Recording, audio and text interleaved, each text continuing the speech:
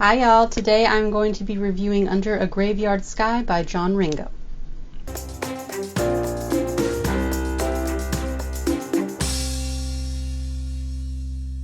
So this is a military hard science fiction zombie apocalypse story that is set at sea.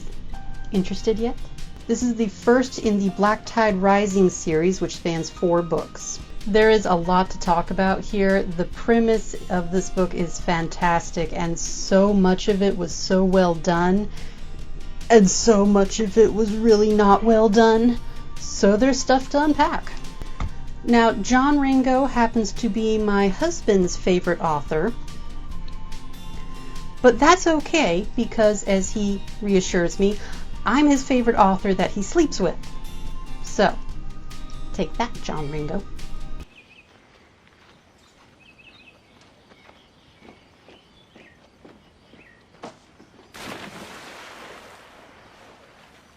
Additionally, John Ringo is an author I often reference when I'm talking about the difference between writing and storytelling.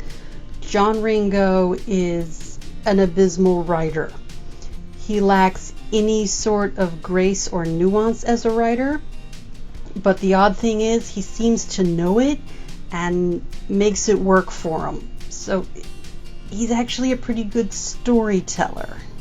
So the good first, the world building, which is my favorite part in science fiction and fantasy stories, is top-notch. The biology of the zombies is exceptionally well researched, and this all goes together with a lot of detail and just very well executed. The basic premise is that we follow the Smith family, mom, dad, and 2 teenage daughters, as they survive the initial zombie apocalypse outbreak. They get the girls out of school and they get to a boat where they can get out to sea and be safe from the contamination of the biological plague that is a zombie apocalypse. In addition to good world building, and as is usual in John Ringo books, the plot, the pacing, and the structure were spot on and nearly flawless in my opinion. You are never at a loss for what is going on. There is always something going on, and the action scenes are wonderfully epic. Having said that, there are problems.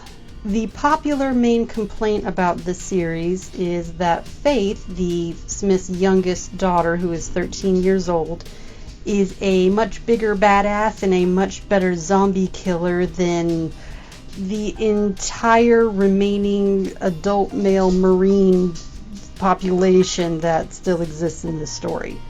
This is a problem, but in all fairness, it is no more egregious than most YA stories. And the character is so over the top with her badassdom that most of the other characters in the book continually question her sanity, and there's a lot to suggest that her sanity should be questioned. It is also not a series for the faint of heart. The Smiths are a family of paranoid, trigger-happy, gun-adoring semi-sociopaths who delight in slaughter and all the more colorful facets of the English language. But again, in all fairness, these are exactly the sort of people you want to be hanging out with during the zombie apocalypse.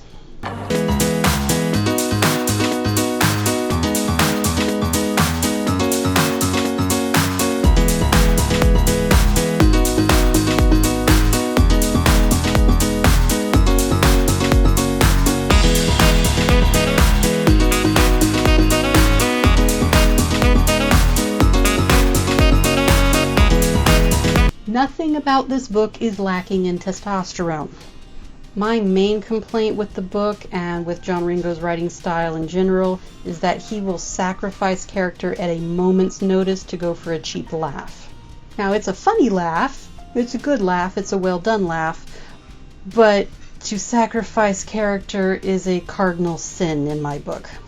I won't give any spoilers for the first book, but to give an example of this from the second book, because by the time you get there you probably will have forgotten this review. Faith, the badass 13-year-old daughter, is in charge of a Marine unit, and they're under attack by a bunch of zombies. And they're using some shipping containers. They're trying to move them around to make a blockade to keep the zombies out.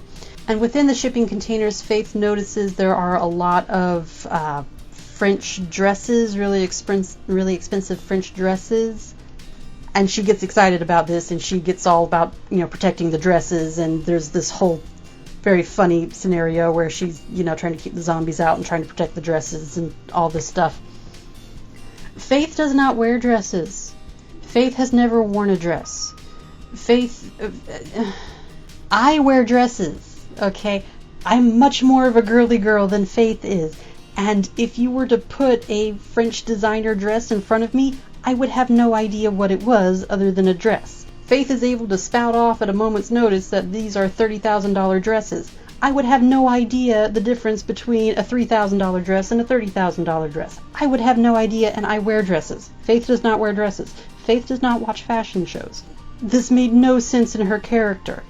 It was funny because she's a teenage girl, but it made no sense for her character. Stupid humor is all throughout in this book. Mike Mickerberg, the founder of Spacebook, makes an appearance. And this book also contains my favorite and funniest zombie scene of possibly any book ever, involving a cop and a recently turned zombie teenage girl. And oh my gosh, it's hilarious. Despite its massive flaws, I still cannot deny the sheer entertainment value of this book, and it gets 4 stars from me.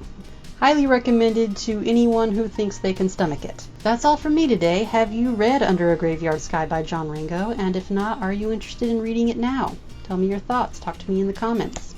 I'd love to hear from you. So until then, bye-bye.